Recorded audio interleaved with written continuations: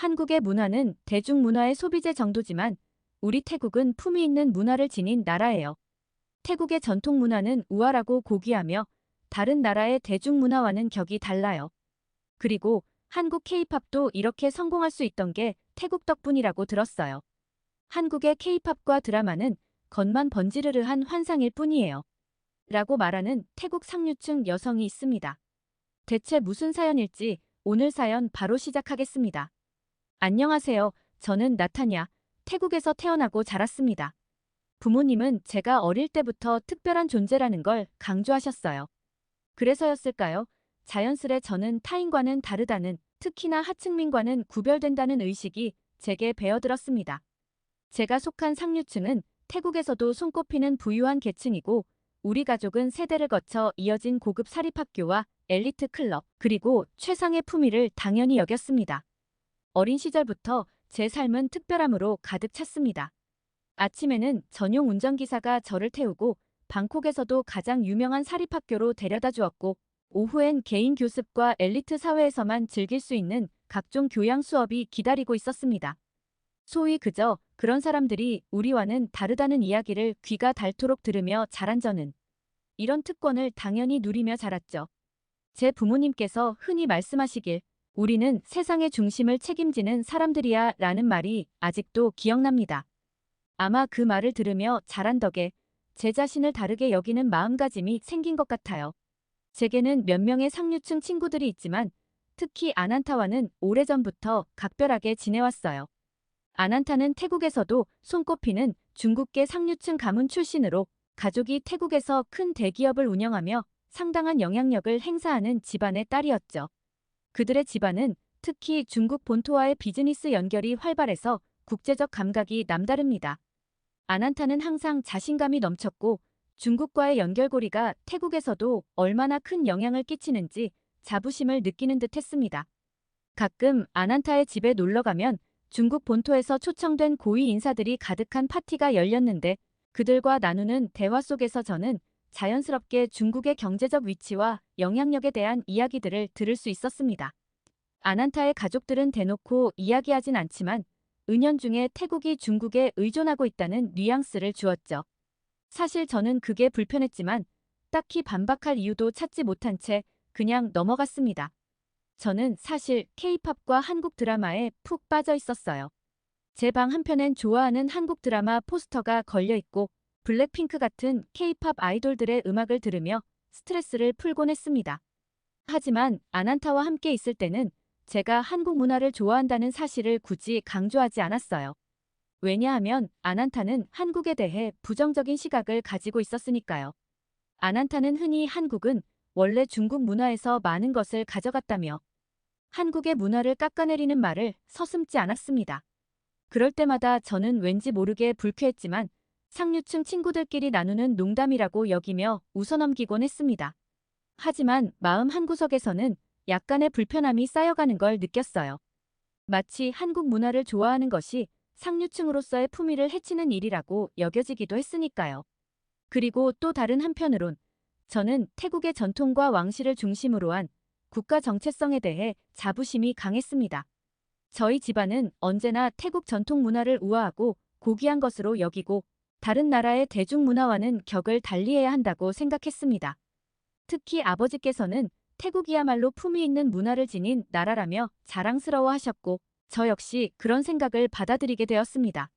그렇지만 한국 문화가 세계적으로 성공하는 것을 지켜보면서 속으로는 태국 전통과 비교하여 저만의 고민이 쌓여갔죠. 상류층의 일원이지만 젊은 세대의 일원으로서 저는 그 두 가지 생각 사이에서 혼란스러웠습니다. 아난타의 영향으로 인해 감정을 억누르며 한국을 그저 대중문화의 소비재 정도로만 생각하려고 노력했어요. 아난타가 한국을 깎아내리는 말을 할 때마다 태국 상류층으로서의 자존심을 지키기 위해 겉으로 수긍하는 척했죠. 그런 제 모습이 이중적이라고 느껴질 때도 있었지만 하이소 계층으로서의 자부심을 지키기 위해서라면 어쩔 수 없다는 생각이 들었습니다. 시간이 지나면서 점점 혼란스러워졌습니다. 아난타의 말이 귀에 쌓여가면서 한국에 대한 저의 긍정적인 인식도 조금씩 흔들렸기 때문입니다. 아난타는 한국을 종종 낮춰보고 중국의 영향력을 강조하는 이야기를 자주 했습니다. 그녀의 자신감 있는 태도와 가족의 거대한 경제적 영향력, 그리고 다수의 상류층이 그녀와 같은 시각을 공유하고 있다는 사실이 저를 다시 한번 생각하게 만들었습니다. 제가 소중히 여겨왔던 K-팝이나 드라마는 정말로 다른 문화에 기대서 만들어진 것일까? 그 무렵 아난타는 블랙핑크 이야기를 자주 꺼냈습니다. 제가 한국 음악에 대해 긍정적인 이야기를 할 때마다 아난타는 블랙핑크의 리사 이야기를 꺼내면서 블랙핑크가 지금처럼 세계적인 인기를 얻을 수 있었던 건 리사 덕분이지라고 말했습니다. 리사는 제게도 자부심이었습니다. 같은 태국인으로서 국제 무대에서 인정받는 그녀를 보는 건 정말 뿌듯한 일이었으니까요. 하지만 아난타의 말투에는 마치 리사가 없다면 블랙핑크, 아니 K-팝 자체가 이만큼 성공할 수 없었다는 식의 뉘앙스가 담겨 있었습니다. 한국이 태국 문화를 빌려갔으면서도 정작 리사와 태국에게는 감사하지 않는 것 같지 않아? 라는 말로 저를 자극했습니다. 마치 제가 그동안 좋아했던 한국 문화에 대한 믿음이 잘못된 것 같기도 했고, 아난타와 함께 있는 시간 동안 한국의 문화가 태국의 문화를 이용하고 있다는 생각이 제 마음속에서 피어올랐습니다. 어느 날 아난타는 더 직접적으로 한국을 비하했습니다. 나타냐, 너도 알다시피 한국이 중국의 전통과 예술을 모방해 발전했잖아. K-팝도 그렇고 패션도 심지어 음식마저도 중국이 먼저야. 그들이 발전한 것도 다 중국을 따라 했기 때문이라니까. 아난타의 이 말이 계속 제 머릿속을 맴돌며 한국이 자랑스러워할 만한 건 거의 없다는 듯한 느낌을 주었습니다. 어느새부터인가 아난타의 생각에 동조하게 됐습니다. 태국의 고귀한 전통과 역사와 비교했을 때 한국의 현대적이고 대중적인 이미지가 상대적으로 덜 가치 있게 느껴지기 시작했어요. 제가 좋아했던 K-팝과 드라마가 그냥 가볍게 소비될 수 있는 대중문화의 일부분이라고 여겨졌습니다. 그러던 어느 날 아난타가 새로운 이야기를 꺼냈습니다. 요즘 한국 내 태국인 불법 체류자가 많아졌대. 참 부끄러운 일이지 않아? 라는 말이었습니다. 저도 그 소문을 들었지만 별로 대수롭지 않게 생각하고 있었어요. 하이소 계층인 저는 불법 체류자 문제에 별 관심이 없었습니다.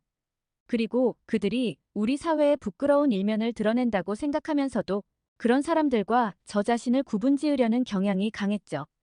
어쨌든 그들은 하류층이었으니까요.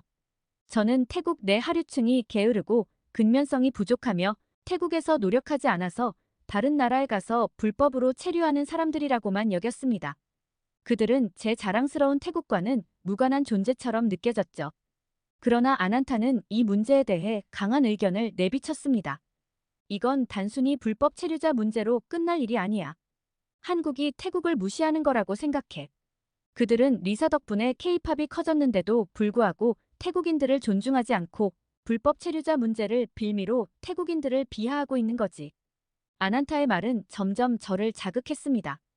불법 체류자 문제로 인해 태국이 한국에서 무시당하고 있다는 생각이 저를 짓눌렀습니다. 이전엔 무심하게 넘겼던 이야기였지만 친구의 이야기를 들을수록 마치 한국이 태국의 자존심을 짓밟는 것처럼 느껴졌어요. 아난타는 늘 한국은 태국을 낮춰보며 자신들이 더 우월하다고 생각하고 있어. 그들 입장에서는 불법 체류자 문제를 이유로 태국을 얕잡아보는 거지. 라고 말했어요. 저는 그동안 한국 드라마와 K-팝에 열광하며 한국을 멋진 나라로 여겨왔어요. K-팝 스타들의 멋진 모습, 드라마 속 세련된 한국 문화를 동경해왔습니다. 그러나 아난타의 말에 휩쓸리면서 그 모든 게 겉만 번지르르한 환상일 뿐이라고 느껴졌어요. 그날 이후로 저는 한국과 한국인들에 대한 감정이 계속 뒤틀리기 시작했습니다. 아난타의 말대로라면 한국은 단지 태국인을 하층 노동력이나 소비자로만 보고 있다는 생각이 점점 강해졌어요. 불법 체류자 문제를 핑계로 태국인을 비하하는 태도는 단순한 문제가 아니라고 생각되었습니다. 어떻게 태국이 이 정도까지 평가절하될 수 있는 걸까? 저는 태국이 가진 문화와 왕실, 전통이 얼마나 위대한지 알고 있기에 한국이 태국을 낮춰보는 게 용납되지 않았어요. 어느 날 뉴스에서 한국의 반태국 정서가 확산되고 있다는 기사를 봤습니다. 한국의 불법 체류자로 남아있는 태국인들로 인해 한국에서 태국에 대한 인식이 악화되고 있다는 내용이었어요. 이 뉴스가 저를 더욱 분노하게 만들었습니다. 태국을 후진국으로 보는 시선 속에서 한국인들은 마치 우리가 한국에 기대어 살아가야 하는 나라처럼 생각하는 것 같았습니다. 한국이 뭐라고 우리 태국을 무시하는 거지? 저는 그날 밤 혼자 그렇게 중얼거렸습니다. 우리 태국이 가진 유구한 역사와 전통은 어디에 두고 한국이 감히 우리를 평가하나요? 친구들의 말과 뉴스의 보도를 접할수록 저 역시 한국에 대한 불만이 점점 커져갔습니다. 우리는 왕실이라는 전통과 문화적 자부심을 가진 나라입니다. 그런데 어째서 어떻게 감히 한국이 우리를 이렇게 대할 수 있단 말입니까? 저는 태국의 자존심을 위해서라도 한국의 문화에 대해 관심을 거둬야 한다고 생각하게 되었습니다. 그래, 이건 태국의 자존심을 지키는 일이야. 그렇게 저 자신을 다독였어요. 제가 태국의 상류층으로서 자라면서 배운 가치들을 다시 되새기며 한국이 무시할 수 없는 나라임을 깨닫게 하려는 욕구가 강하게 솟아올랐습니다. 한국의 케이팝도 드라마도 영화도 이젠 저와는 상관없는 이야기처럼 느껴졌어요. 그것들은 이제 제가 좋아할 만한 가치가 없는 가벼운 문화상품일 뿐이라고 스스로에게 믿게 만들었습니다. 그렇게 저는 한국에 대한 부정적인 감정이 가득한 상태로 미국으로 유학을 떠나게 되었습니다. 제게 유학은 그저 상류층의 필수 코스였고 태국 하이소 사회에서는 당연히 거쳐야 하는 과정이었죠. 미국에서 유학을 시작한 후 전 세계에서 온 다양한 친구들을 만났고 그들과 함께 여러 나라에 대해 이야기를 나눌 기회가 많았습니다. 그런데 한국과 태국에 대한 이들의 반응이 저를 충격에 빠뜨렸습니다. 미국 친구들뿐만 아니라 유럽이나 남미에서 온 친구들 모두 한국을 선진국으로 평가하고 있었고 한국의 문화와 경제에 대해 긍정적으로 이야기했어요. 그들이 한국을 칭찬할 때마다 한국이 과연 그 정도의 대우를 받을 만한 나라일까? 라는 생각이 머릿속에서 떠나지 않았죠.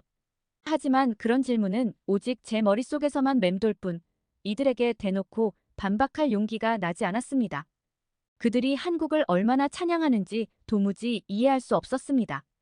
더욱이 많은 외국인들은 한국을 잘 알면서도 태국에 대해서는 거의 알지 못했습니다.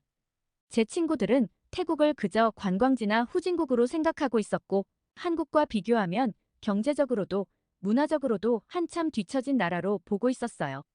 저는 그들의 태도가 기분 나빴습니다. 태국의 왕실과 전통적인 문화가 굉장히 위대한데도 불구하고 그들은 태국을 가볍게 취급하는 것처럼 보였어요. 더 심각한 건 많은 이들이 블랙핑크의 리사를 한국 가수로 생각하고 있다는 사실이었습니다. 이들에게는 그녀가 태국 출신이라는 사실조차 중요하지 않은 것처럼 보였죠. 제게 리사는 태국의 자부심 그 자체였는데 그들은 태국이라는 배경조차 알지 못한 채 리사를 칭송하고 있었습니다. 이러한 경험을 통해 저는 처음으로 태국이 가진 국제적 위상이 얼마나 낮은지 실감했습니다. 아무리 제가 하이소로서 태국의 품위를 자부하고 태국의 전통을 자랑스럽게 여긴다고 해도 외국인들에게 태국은 단지 가난한 나라 또는 관광지로만 인식될 뿐이었습니다. 그들에게 한국은 선진국이었고 기술과 문화의 중심지로서 존중받고 있었지만 태국은 그 반대였죠. 제 자존심이 송두리째 무너지는 기분이었습니다.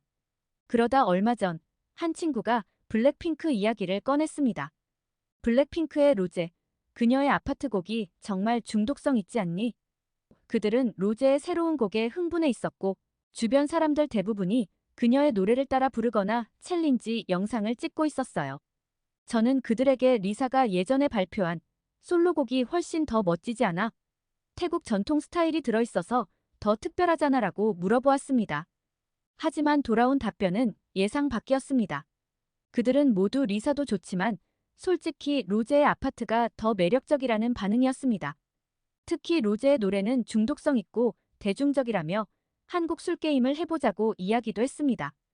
그들의 반응에 저는 당혹스러움을 감출 수 없었습니다. 리사가 태국 출신으로서 블랙핑크의 인기를 이끌었다고 생각했던 저는 외국인들이 단순히 한국의 음악과 문화를 더 좋아하는 모습을 보며 이질감을 느꼈습니다. 저는 비로소 리사의 성공이 단순히 그녀의 개성 때문만이 아니라 한국이라는 나라의 문화적 파워와 연계된 결과라는 걸 깨달아가기 시작했습니다. 한국은 그들이 이루어낸 성과로 인해 전 세계에 인정받고 있었고 단순히 따라하는 나라가 아니라는 걸 그제서야 조금씩 알게 된 것이죠.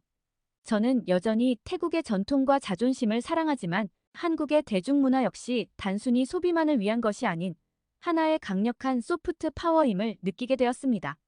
그 순간 저는 아난타가 했던 말들이 다시 떠올랐습니다. 그녀가 한국 문화를 깎아내리며 말했던 모든 것들이 잘못되었다는 걸 인정해야 한다는 생각이 제 안에서 조금씩 자리 잡기 시작했어요. 저는 그날 밤에도 로제의 아파트가 흘러나오는 소리를 들으며 혼자 생각에 잠겼습니다. 리사의 태국 전통을 담은 음악과 뮤직비디오보다 한국적인 노래가 대중의 마음을 더 사로잡는다는 사실이 이해되지 않았습니다. 하지만 외국인 친구들의 반응은 저를 깨우치게 만들었죠. 그들은 단순히 국적을 따지지 않았습니다.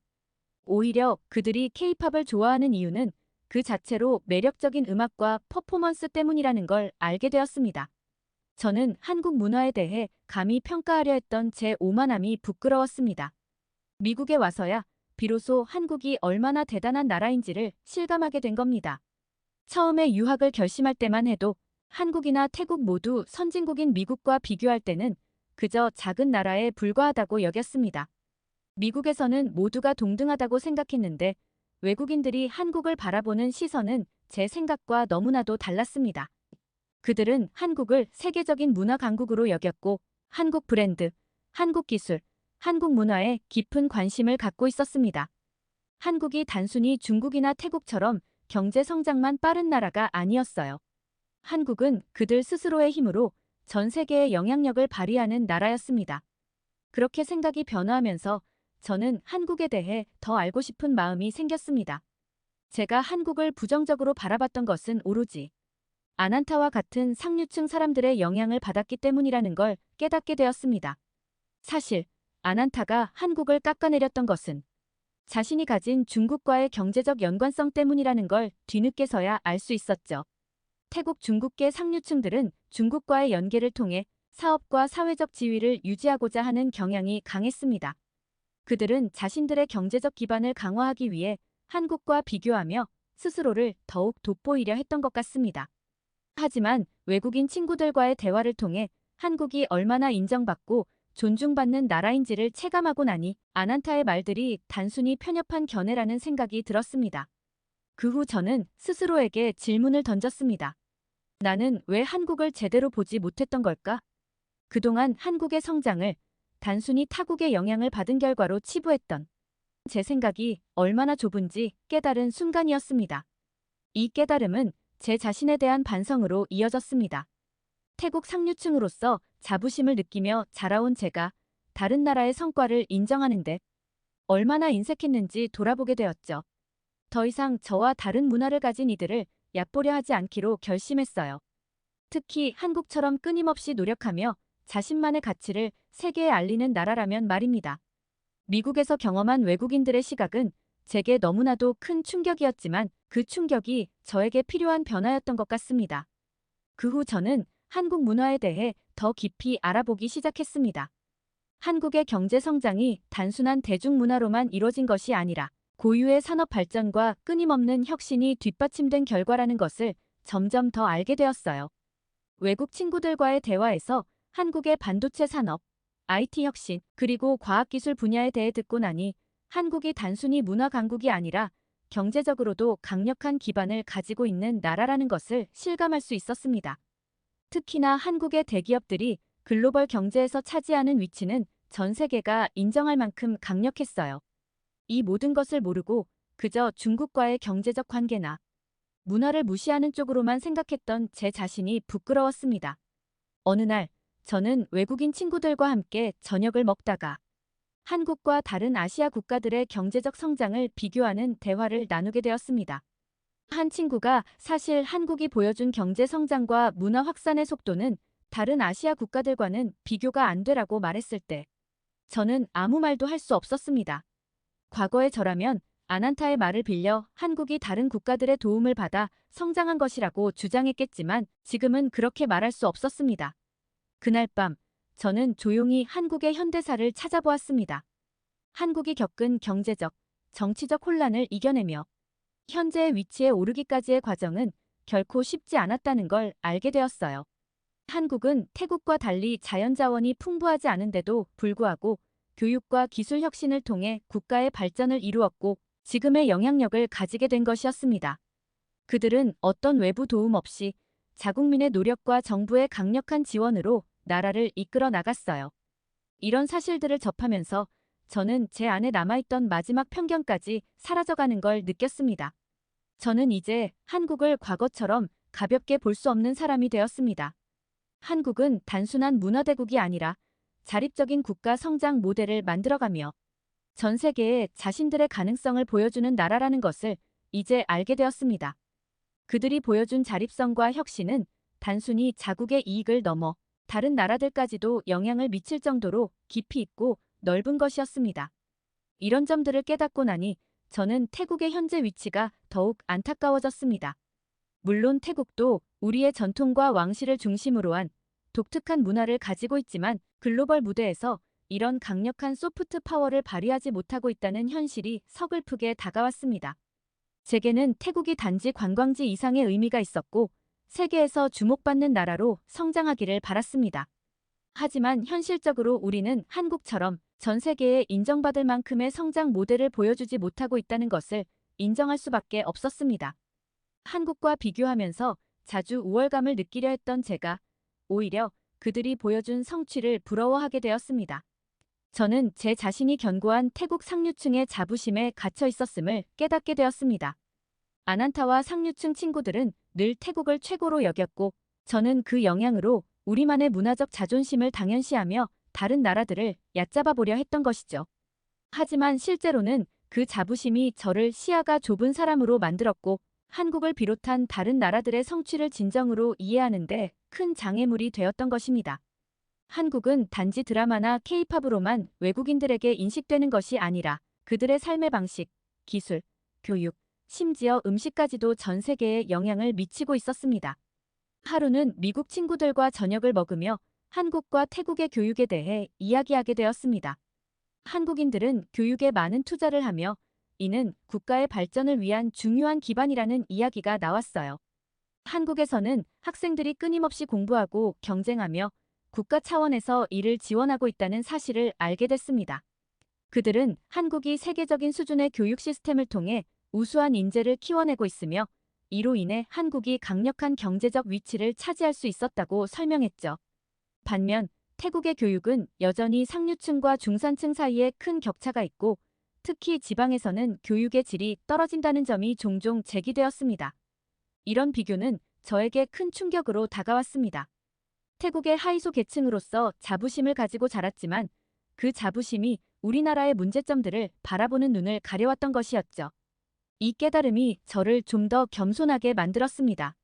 한국은 그들이 가진 약점을 극복하기 위해 끊임없이 발전해왔고 이 과정에서 자연스레 그들의 문화와 자부심이 세계로 확장되었습니다. 반면 태국의 하위소 계층은 스스로의 안위에 갇혀 변화를 두려워하며 진정한 발전보다는 자존심을 지키는 데만 집착하고 있었던 것은 아닐까요? 또 다른 날에는 한 친구가 최근 한국의 경제와 기술 혁신에 대해 이야기해 주었습니다. 그 친구는 한국의 벤처 기업들과 그들이 이뤄낸 혁신적 성과들에 대해 말하며 한국이 어떻게 첨단 기술 분야에서 강력한 입지를 구축하게 되었는지 설명했습니다. 한국은 자국의 산업 생태계를 체계적으로 구축하고 지원하며 이를 통해 스타트업이 성장할 수 있는 기반을 마련했다고 했습니다. 반면 태국은 아직 스타트업 지원이 미비하고 하위소 계층은 전통적인 대기업에 의존하고 있습니다. 저는 태국이 자랑스럽지만 그 자부심이 다른 나라를 얕보는 이유가 되어서는 안 된다는 것을 명확히 알게 되었습니다. 우리는 우리가 가진 문화적 전통을 지키면서도 한국처럼 세계적으로 인정받는 나라가 될 수 있습니다. 그리고 그러기 위해서는 열린 마음으로 배울 점을 찾고 끊임없이 도전하는 자세가 필요하다는 걸 깨달았습니다.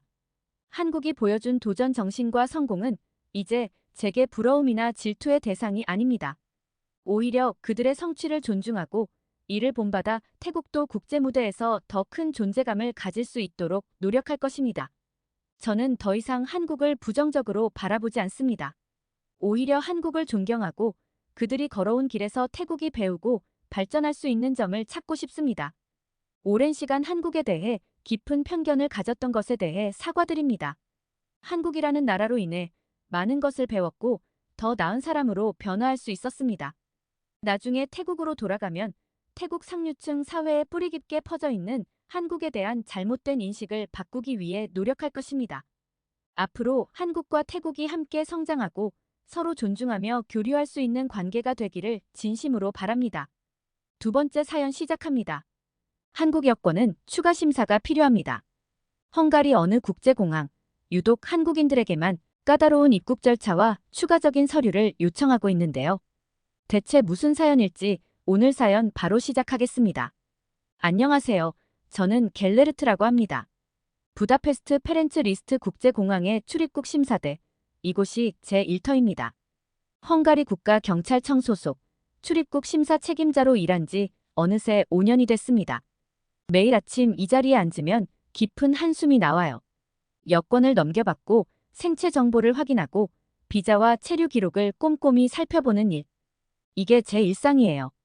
여행자들에겐 긴장되는 순간이겠지만 저에겐 그저 반복되는 일과일 뿐이죠.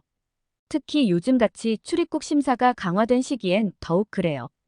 헝가리는 중동, 아프리카, 그리고 아시아에서 오는 불법 이주자들의 경유지 역할을 하고 있습니다.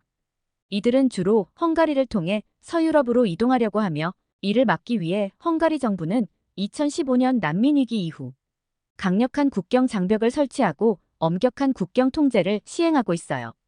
헝가리 정부는 불법 이주를 줄이기 위해 국경 통제 정책을 더욱 강화하고 있으며 국경을 넘어온 불법 이주자들을 신속하게 체포하고 추방하는 체제를 갖추고 있습니다.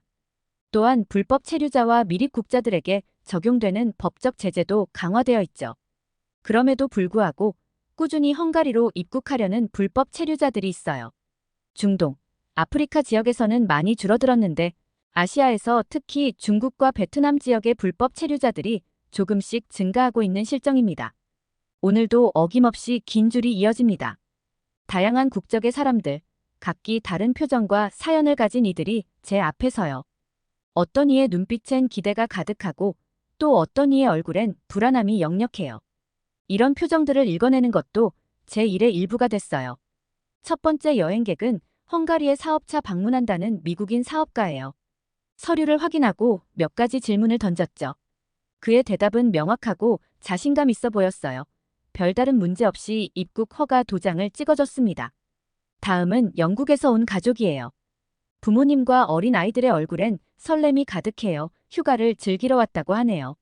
서류를 확인하고 아이들에게 살짝 미소 지어주며 통과시켰어요. 이런 일상적인 순간들 속에서도 문득 깨달아요. 제 결정이 얼마나 중요한지를요. 단 한 번의 판단으로 누군가의 여행이 혹은 인생이 바뀔 수 있다는 사실 말이에요. 특히 요즘은 더 신중해야 해요. 새로운 정책들이 계속 추가되면서 심사 과정이 더 복잡해졌거든요. 테러 위험, 불법 체류, 위조 여권 문제 이 모든 걸 고려하면서 빠르고 정확하게 판단을 내려야 하죠. 어느 날 한 여행자의 여권을 확인하다가 의심스러운 점을 발견했어요. 여권의 상태가 좀 이상했죠. 보통 같았으면 바로 2차 심사실로 보냈을 거예요. 하지만 그의 눈빛에서 뭔가 진실함이 느껴졌어요. 직감적으로 그가 무고한 여행자라는 확신이 들었죠. 그래서 전 평소와는 다르게 행동했어요. 그에게 자세한 설명을 요청했고 여권의 상태에 대해 물어봤어요. 그는 조금 당황한 듯했지만 솔직하게 대답해줬어요. 여권이 세탁기에 들어가 실수로 손상됐다는 거였죠. 이 상황에서 규정대로라면 그를 2차 심사실로 보내야 했습니다. 하지만 전 그의 이야기를 믿기로 했어요. 물론 위험한 선택일 수도 있었죠. 그의 진실된 태도와 제 오랜 경험에서 우러나온 직감을 믿었어요. 결과적으로 제 판단은 옳았어요. 나중에 알게 됐지만 그는 중요한 비즈니스 미팅을 위해 헝가리에 온 기업인이었고 제 결정 덕분에 중요한 계약을 성사시킬 수 있었다고 해요. 이 경험을 통해 깨달은 게 있습니다. 규정은 중요하지만 그 안에서 인간적인 판단도 필요하다는 거예요. 모든 상황을 획일화된 기준으로만 판단할 순 없어요. 때론 경험과 직감을 믿고 인간적인 접근을 해야 할 때도 있다는 걸 알게 됐죠. 어느 날 아침, 평소와 다름없이 출근했는데 사무실 분위기가 심상치 않았어요. 동료들이 모여 심각한 표정으로 무언가를 논의하고 있더라고요. 다가가 보니 중국인 불법 체류자 문제에 관한 이야기였습니다. 최근 들어 중국인 불법 체류자 수가 급증했다는 거예요. 관광이나 학업을 목적으로 입국한 후 비자 기간이 만료되어도 돌아가지 않고 불법으로 체류하는 사례가 많아졌다고 해요. 이 문제가 심각해지면서 헝가리 정부가 아시아계 여행자들에 대한 심사를 더욱 강화하라는 지시를 내렸다는 겁니다. 처음엔 그래, 이해할 만해라고 생각했어요. 국가 안보와 질서 유지를 위해 필요한 조치라고 여겼죠. 하지만 곧 불편한 마음이 들기 시작했어요. 중국인뿐만 아니라 다른 아시아 국가 출신 여행자들에게도 더 엄격한 심사를 적용하라는 거였거든요. 특히 한국인들에 대한 지침이 마음에 걸렸습니다. 중국인과 외모가 비슷하다는 이유로 한국인들에게도 추가적인 조사를 하라는 거였죠. 심지어 여권 위조 가능성까지 의심하라고 하더라고요. 그동안 한국인 여행자들은 대체로 성실하고 규칙을 잘 지키는 편이었는데 말이에요. 이런 지침을 따라야 한다는 사실에 마음이 무거워졌습니다. 무고한 여행자들에게 불필요한 불편을 줄 수밖에 없다는 게 안타까웠죠. 하지만 국가적 규정을 어길 수는 없는 노릇이잖아요. 그날부터 아시아계 여행자들, 특히 한국인들을 대할 때마다 마음이 불편했어요. 서류가 완벽한 한국인 여행자에게도 추가 질문을 해야 했고, 때론 2차 심사실로 안내해야 했죠. 그들의 당황스러워하는 표정을 볼 때마다 마음이 아팠습니다. 한 번은 이런 일도 있었어요. 한 한국인 가족이 심사대에 왔는데 아이들의 설렘 가득한 표정이 정말 인상적이었어요. 헝가리 여행을 오랫동안 준비했다고 하더라고요. 규정상 추가 심사가 필요했고 결국 그들을 2차 심사실로 안내해야 했죠. 2시간이 넘는 추가 심사 끝에 그들의 무고함이 확인됐어요. 심사실에서 나오는 그들의 얼굴에서 설렘은 사라지고 없었죠. 특히 아이들의 실망한 표정을 보는 게 정말 힘들었습니다. 그때 이게 과연 옳은 일일까? 하는 의문이 강하게 들었습니다. 이런 경험들이 쌓이면서 점점 더 갈등이 깊어졌어요. 한편으론 국가 안보를 위해 철저한 심사가 필요하다는 것을 알지만 다른 한편으론 무고한 여행자들에게 불필요한 고통을 주는 것 같아 마음이 아팠죠. 동료들과 이야기를 나눠봤어요. 그들도 비슷한 고민을 하고 있더라고요. 대부분은 어쩔 수 없는 일이라며 체념한 듯 했어요. 그래도 몇몇 동료들은 저와 같은 생각을 하고 있었죠. 어느 한적한 오후, 평소와 다름없이 출입국 심사를 하고 있었어요. 그날따라 유독 한국인 여행자들이 많았습니다. 한 중년 여성이 제 심사대에 다가왔어요. 한국 여권을 내밀며 긴장한 듯 미소를 지었죠. 안녕하세요. 여권 좀 볼게요. 제가 말했어요. 그녀는 고개를 끄덕이며 여권을 건넸죠. 여권을 살펴보는데 뭔가 이상한 느낌이 들었어요. 사진과 실제 모습이 미묘하게 달랐거든요. 그렇지만 확신할 수는 없었어요. 그래서 몇 가지 질문을 해보기로 했죠. 한국에서 어디에 사세요? 제가 물었어요. 그녀는 잠시 망설이더니 대답했어요. 서울이요. 서울 어느 구예요?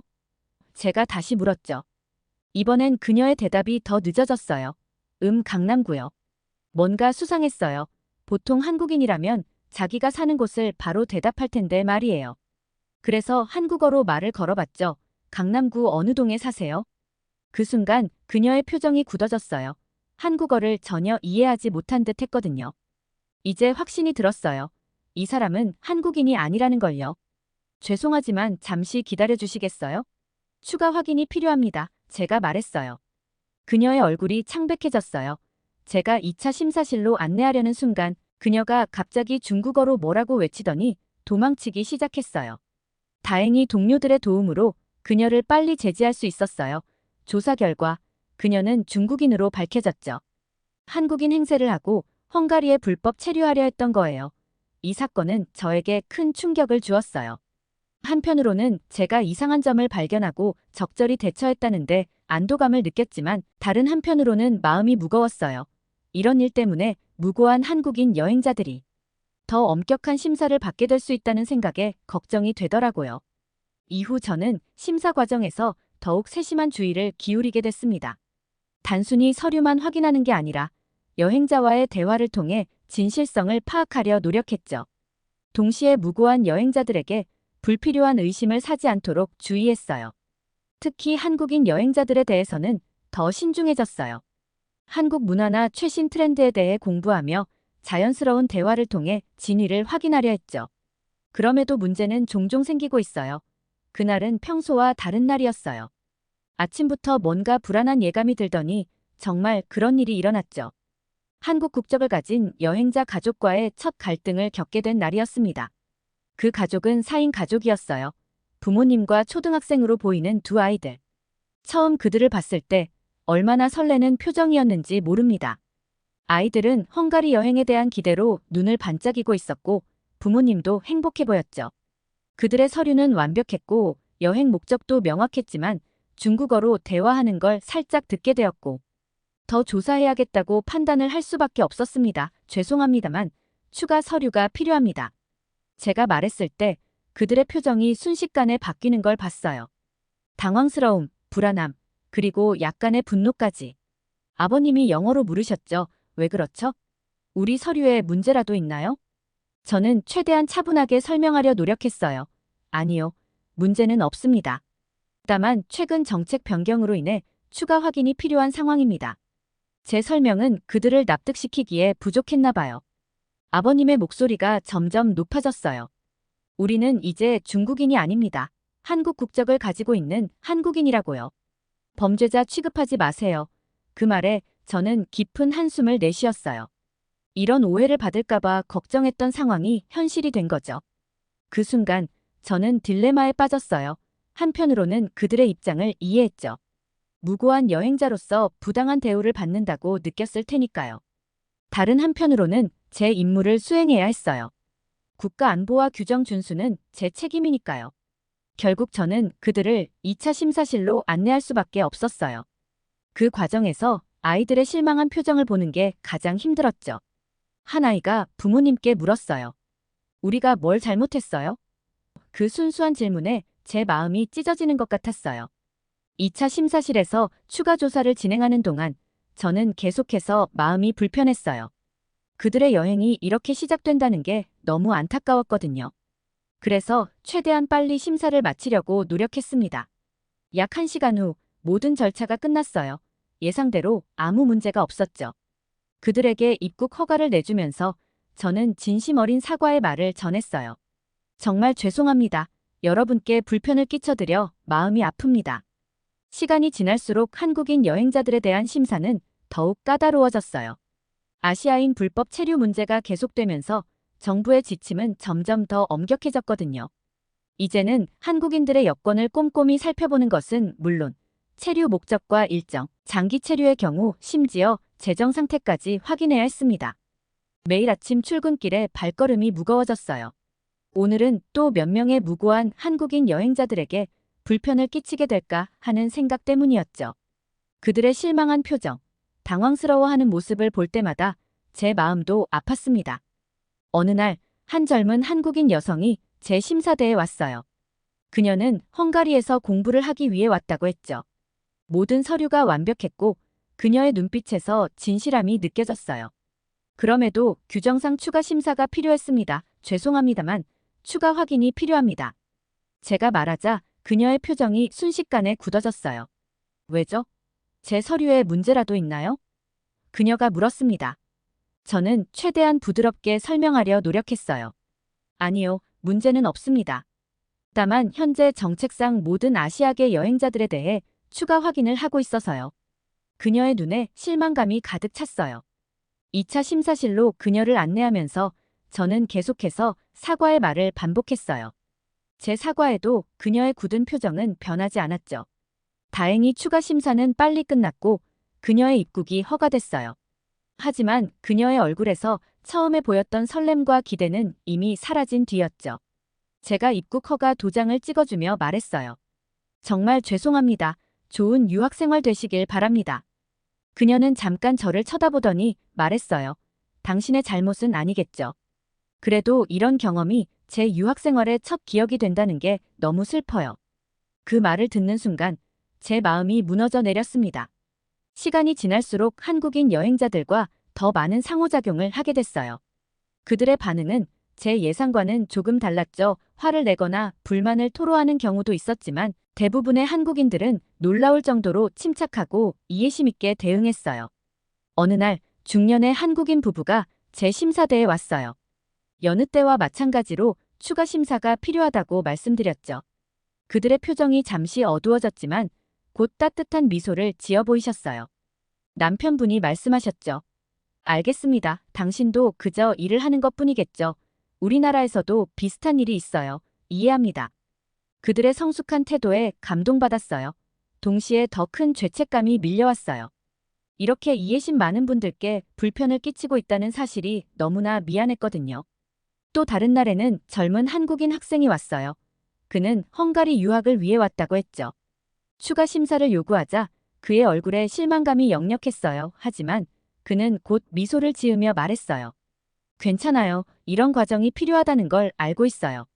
여러분이 얼마나 힘든 일을 하고 계신지 이해합니다. 그의 말에 미안한 감정이 들었습니다. 이렇게 이해심 있는 젊은이에게 불편을 주고 있다는 사실이 너무나 괴로웠죠. 이런 경험들이 쌓일수록 제 마음속 갈등은 더욱 깊어졌어요. 한국인들의 성숙한 태도에 감동받으면서도 그들에게 이런 대우를 해야 한다는 사실에 더욱 큰 죄책감을 느꼈죠. 동료들과 이야기를 나눠보니 비슷한 고민을 하는 사람들이 꽤 있더라고요. 우리는 자주 모여 이 문제에 대해 토론했어요. 어떻게 하면 국가 안보도 지키면서 무고한 여행자들에게 불필요한 스트레스를 주지 않을 수 있을지 고민했죠. 한 동료가 제안했어요. 우리가 직접 한국 문화나 언어를 조금씩 배워보는 건 어떨까요? 그러면 한국인 여행자들과 소통할 때 조금이라도 도움이 되지 않을까요? 그 제안에 모두가 동의했고 우리는 퇴근 후에 간단한 한국어와 문화를 배우기 시작했습니다. 이런 노력 덕분인지 조금씩 변화가 생기기 시작했어요. 한국인 여행자들과 소통할 때 기본적인 인사말을 한국어로 하니 그들의 표정이 조금은 밝아지더라고요. 작은 변화였지만 이것이 서로를 이해하는 첫걸음이 될 수 있겠다는 희망이 생겼습니다. 물론 여전히 규정은 지켜야 했고 추가 심사도 필요했어요. 하지만 이제는 조금 다른 방식으로 접근하려 노력했죠. 더 친절하게, 더 이해하려는 자세로 그들을 대했습니다. 그리고 가능한 한 빠르고 효율적으로 심사를 진행하려 노력했어요. 이런 노력에도 불구하고 여전히 많은 한국인 여행자들이 불편을 겪고 있다는 사실에 마음이 아팠습니다. 그렇지만 포기하지 않았어요. 언젠가는 꼭 더 나은 시스템을 만들 수 있을 거야라고 스스로를 다독였죠. 이제는 더 이상 가만히 있을 수 없다고 느꼈어요. 한국인 여행자들이 겪는 불편함을 매일 목격하면서 이 상황을 개선해야 한다는 생각이 굳혀졌죠. 그래서 용기를 내어 상사에게 면담을 요청했습니다. 현재 아시아계 여행자, 특히 한국인들에 대한 심사 과정에 문제가 있다고 생각합니다. 제 말에 상사의 표정이 굳어졌지만 멈추지 않고 계속 말했죠. 무고한 여행자들이 불필요한 스트레스를 받고 있어요. 이건 우리나라의 이미지에도 좋지 않을 겁니다. 상사는 한숨을 쉬며 대답했어요. 겔레르트, 당신 마음 잘 알겠어요. 하지만 국경 보안은 그 무엇보다 중요해요. 테러와 불법 체류 문제가 심각한 상황에서 우리가 할 수 있는 게 뭐가 있겠습니까? 저는 포기하지 않았어요. 그렇다고 해서 모든 아시아인을 잠재적 위험으로 간주하는 건 공정하지 않아요. 우리가 조금만 더 세심하게 접근한다면 안전도 지키면서 무고한 여행자들의 권리도 보호할 수 있을 거예요. 그렇게 시작된 대화는 거의 2시간 동안 이어졌어요. 제가 준비한 데이터와 사례들을 하나하나 설명했죠. 현재 시스템의 문제점, 그리고 제가 생각하는 개선 방안들을 꼼꼼히 제시했습니다. 상사는 제 말을 끝까지 경청해 주셨어요. 그리고 마지막에 이렇게 말씀하셨죠. 당신 의견 잘 들었어요. 당장 모든 걸 바꿀 순 없겠지만 작은 변화부터 시도해 봅시다. 한 달 동안 당신이 제안한 방식으로 시범 운영을 해보는 건 어떻겠어요? 그 말을 듣는 순간 가슴이 벅차올랐어요. 드디어 변화의 기회를 잡은 거죠. 동시에 큰 책임감도 느꼈습니다. 이 기회를 잘 살려야 한다는 압박감이 밀려왔어요. 시범 운영이 시작되고 저는 정말 열심히 일했어요. 매일 밤늦게까지 남아 데이터를 분석하고 새로운 심사 방식의 효과를 꼼꼼히 기록했죠. 동료들과 수시로 회의를 하며 개선점을 찾아 나갔어요. 새로운 방식의 핵심은 개별화된 접근이었어요. 단순히 국적만으로 판단하지 않고 개인의 여행 이력, 직업, 방문 목적 등을 종합적으로 고려하는 거죠. 특히 한국인 여행자들에 대해서는 그들의 문화적 특성을 이해하고 존중하는 태도로 접근했습니다. 처음엔 어려움도 많았어요. 일부 동료들은 변화를 꺼려했고 더 많은 시간과 노력이 필요하다며 불평했죠. 하지만 점차 긍정적인 변화가 나타나기 시작했어요. 한 달이 지나고 상사 앞에서 결과 보고를 했습니다. 데이터는 분명했어요. 불필요한 2차 심사가 30% 이상 줄었고 여행자 만족도는 50% 이상 상승했죠. 그러면서도 보안상의 문제는 전혀 발생하지 않았습니다.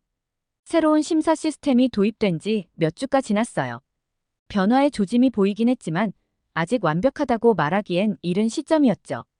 그러던 어느 날 제 인생에 큰 영향을 미치게 될 한 한국인 사업가를 만나게 됐어요. 그의 이름은 김준호 씨였어요. 50대 중반으로 보이는 그는 헝가리의 자동차 회사와 거래를 위해 방문했다고 했죠. 처음 그를 봤을 때 저는 평소와 다름없이 심사를 시작했어요. 얼마 지나지 않아 곧 그가 특별한 사람이라는 걸 깨닫게 됐습니다. 안녕하세요. 김 선생님, 헝가리 방문 목적이 어떻게 되시나요? 제가 물었어요. 그는 유창한 영어로 대답했어요. 비즈니스 미팅을 위해 왔습니다. 3일간의 일정이에요. 저는 규정에 따라 추가 질문을 해야 했어요. 혹시 이전에 헝가리를 방문하신 적이 있으신가요? 그의 대답이 놀라웠어요. 네, 이번이 20번째 방문입니다. 지난 10년간 매년 헝가리에 와서 비즈니스를 해왔어요. 저는 그의 여권을 확인해 봤어요. 정말로 수많은 헝가리 입국 도장이 찍혀 있었죠. 그렇다 해도 규정상 저는 여전히 추가 확인을 해야 했어요. 죄송합니다만 추가 확인이 필요합니다. 잠시 기다려 주시겠어요? 제가 말했을 때 그의 반응이 저를 놀라게 했어요. 물론이죠. 이해합니다. 그가 미소를 지으며 말했어요. 여러분의 일이 쉽지 않다는 걸 알고 있어요. 국가 안보를 위해 필요한 절차니까요. 그의 이해심 있는 태도에 저는 깊은 감동을 받았습니다. 보통 이런 상황에서 대부분의 여행자들은 불편함을 표현하거나 짜증을 내곤 했거든요. 하지만 김준호 씨는 달랐어요. 추가 확인 과정 동안 우리는 대화를 나눴어요. 그는 자신의 경험을 이야기해 주었죠. 사실 처음 헝가리에 왔을 때는 저도 이런 절차가 불편했어요. 시간이 지나면서 이해하게 됐죠. 여러분은 그저 자신의 일을 하는 것뿐이고 그게 결국 모두의 안전을 위한 거라는 걸요. 그의 말에 저는 깊이 공감했어요. 정말 감사합니다. 김 선생님, 많은 분들이 그렇게 이해해 주셨으면 좋겠어요. 그러자 그가 의미심장한 말을 했어요. 여러분도 조금 더 유연해질 필요가 있어요. 모든 아시아인을 잠재적 위험으로 보는 건 옳지 않거든요. 그 말에 저는 잠시 말문이 막혔습니다. 그가 옳다는 걸 알았지만 동시에 현재의 시스템을 설명해야 한다고 느꼈거든요. 네, 이해합니다. 사실 우리도 최근에 시스템을 개선하려고 노력하고 있어요. 그게 생각만큼 쉽지 않네요. 제가 솔직하게 말했어요. 그러자 김준호 씨가 미소를 지으며 말했어요. 그렇군요. 변화는 항상 어렵죠. 하지만 여러분이 노력하고 있다는 게 중요해요. 그 노력이 언젠가 큰 변화를 만들어낼 거예요. 그의 말에 저는 큰 용기를 얻었어요. 제가 하고 있는 일이 의미 있다는 걸 다시 한번 확신하게 된 거죠. 김준호 씨와의 만남은 짧았지만 제게 큰 영향을 미쳤습니다. 그의 이해심과 통찰력 있는 조언은 제가 앞으로 나아갈 방향을 더 명확하게 해주었죠. 김준호 씨와의 만남 이후 저는 더욱 강한 동기부여를 받았습니다. 이제는 단순히 규정을 따르는 것을 넘어 진정으로 공정하고 효과적인 심사 시스템을 만들어야 한다고 느꼈죠. 그래서 저는 동료들과 함께 새로운 프로젝트를 시작했습니다. 우리의 목표는 명확했어요. 국가 안보는 지키면서도 무고한 여행자들에게 불필요한 스트레스를 주지 않는 시스템을 만드는 것. 쉽지 않은 과제였지만 우리는 열정적으로 일했습니다. 먼저 우리는 데이터 분석에 집중했어요. 지난 몇 년간의 입국 기록, 불법 체류 사례, 범죄 기록 등을 철저히 분석했죠. 그 결과 우리는 놀라운 사실을 발견했습니다. 국적만으로 위험도를 판단하는 것은 효과적이지 않다는 거였죠. 이 발견을 바탕으로 우리는 새로운 심사 기준을 만들었어요. 국적 대신 개인의 여행 이력, 직업, 방문 목적 등을 종합적으로 고려하는 시스템이었죠. 특히 한국인 여행자들에 대해서는 그들의 높은 준법 의식과 경제적 안정성을 고려했어요. 새로운 시스템을 적용하기 시작하자 놀라운 변화가 일어났어요. 불필요한 2차 심사가 60% 이상 줄어들었고 여행자들의 만족도는 크게 상승했죠. 동시에 불법 체류나 범죄 사례도 오히려 감소했어요. 우리의 노력이 결실을 맺기 시작한 거죠. 가장 큰 변화는 제 자신에게 있었습니다. 이제 저는 더 이상 규정에 얽매인 단순한 심사관이 아니라 여행자들과 소통하고 이해하려 노력하는 문화 중재자가 된 것 같았어요. 예를 들어 한 젊은 한국인 유학생을 만났을 때의 일이에요. 그녀는 처음 헝가리에 오는 거라 긴장한 표정이었죠. 저는 부드럽게 미소 지으며 말했어요. 안녕하세요. 헝가리에 오신 것을 환영합니다. 유학생활 잘하세요. 그녀의 눈이 휘둥그레졌어요. 한국어를 하시네요. 저는 웃으며 대답했죠. 조금 배웠어요. 한국 문화에 대해 이해하고 싶어서요. 그 짧은 대화만으로도 그녀의 긴장이 풀리는 걸 느낄 수 있었어요. 이런 작은 변화들이 모여 큰 차이를 만들어냈어요. 여행자들은 더 이상 우리를 차가운 규제자로 보지 않고 친절한 안내자로 여기기 시작했죠. 그들의 미소 띤 얼굴을 볼 때마다 제 마음도 따뜻해졌습니다. 물론 여전히 어려움은 있었어요. 일부 동료들은 변화를 꺼려했고 상부에서도 우려의 목소리가 있고 때로는 우리의 노력을 악용하며 불법 입국을 시도하는 사람들도 있어요. 하지만 앞으로도 우리는 계속해서 발전해 나갈 거예요. 더 나은 시스템을 만들기 위해 노력할 거고 더 많은 문화를 이해하려 할 거예요. 그리고 언젠가는 모든 여행자가 미소 지으며 국경을 넘을 수 있는 그날이 오기를 꿈꿉니다. 이 모든 변화의 시작점에 한국인 여행자들이 있었다는 사실을 저는 절대 잊지 않을 거예요. 그들의 이해와 성숙함, 그리고 끈기가 있었기에 우리가 여기까지 올 수 있었으니까요. 그래서 저는 오늘도 입국장에 들어서는 한국인 여행자를 보면 특별한 감사의 마음을 갖게 됩니다. 오늘 사연이 재미있으셨다면 구독과 좋아요, 알림 설정까지 부탁드립니다. 더 재미있는 사연으로 돌아오겠습니다. 이상 감동탐험이었습니다.